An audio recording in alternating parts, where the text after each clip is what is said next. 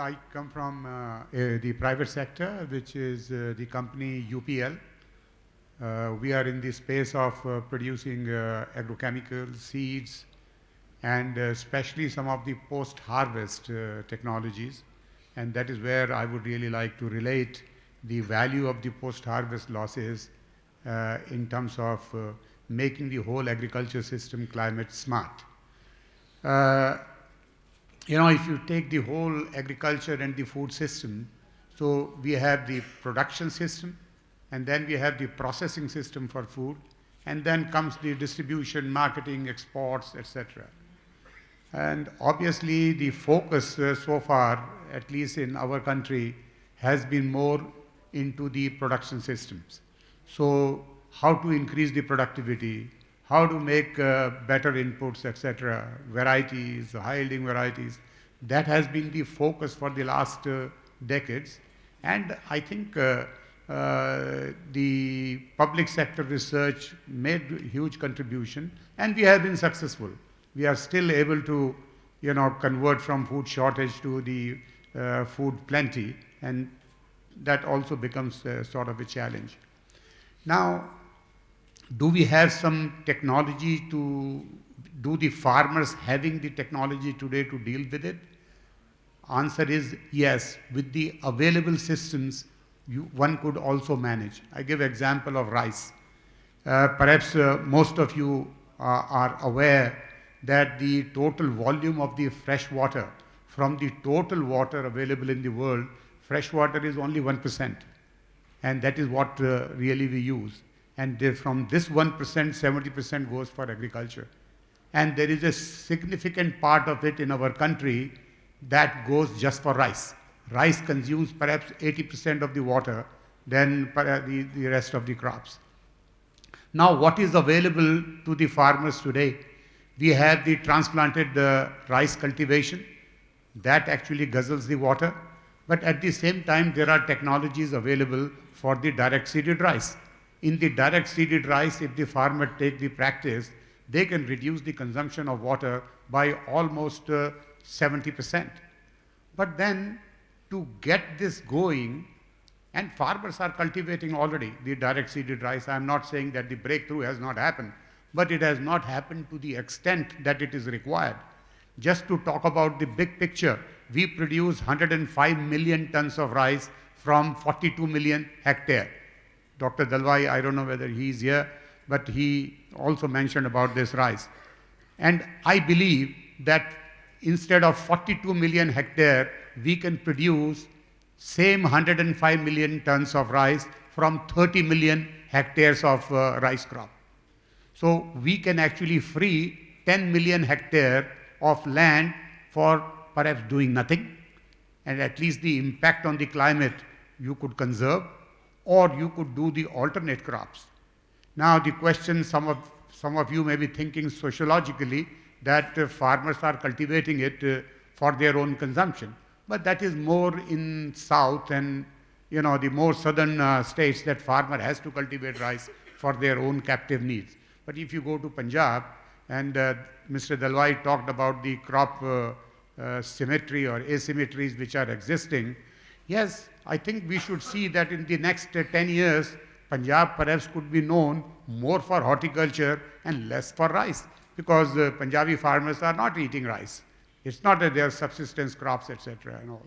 So therefore, a big change can happen that increase the productivity of rice and reduce the area and free that 10 million hectare and create, the forest where the tree farming could take place for the, fruits, vegetables, etc. So I think the technologies are available, and to bring this change also requires a little bit more implementation plan. The other subject in terms of increasing the productivity is the hybrid rice. Hybrid rice, if you compare between China and India, 50% of the total area in China is hybrid rice. In our country, it is less than 5%.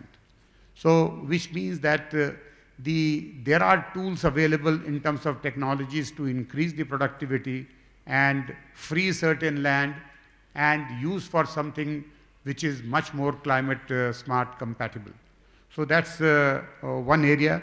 The second area I would like to highlight is in relation to the post-harvest losses.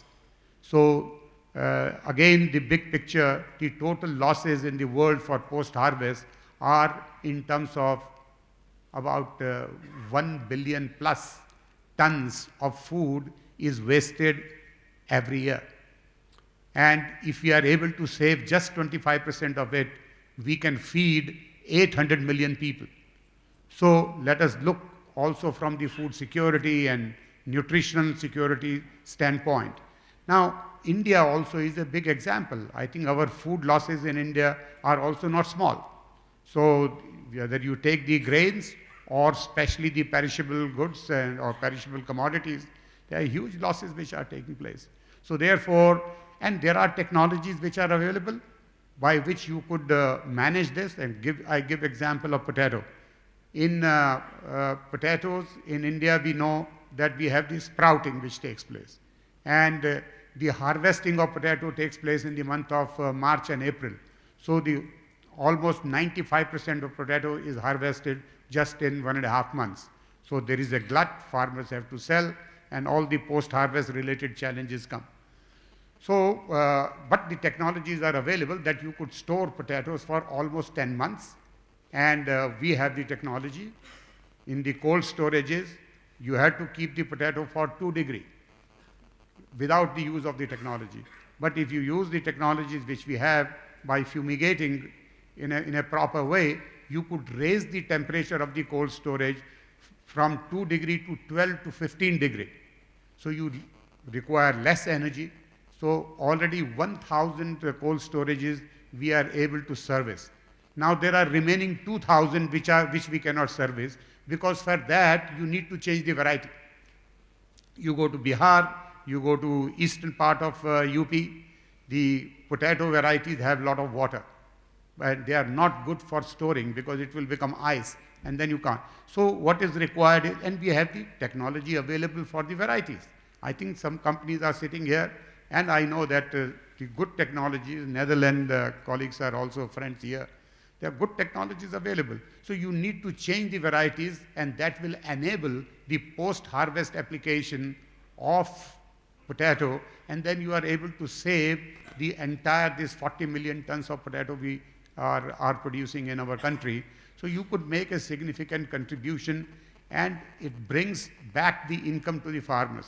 If you save the post-harvest losses, 12% of it as a part of the income will go back to the farmer. This is how this whole value chain actually functions. So I think there are technologies available. We need to do little bit more in terms of bringing the value chain partners together and helping that somehow these technologies are much more adopted at the local level, and at an accelerated pace these technologies are taking place. I'm talking about the technologies which already exist and we can take benefit out of it. Thank you.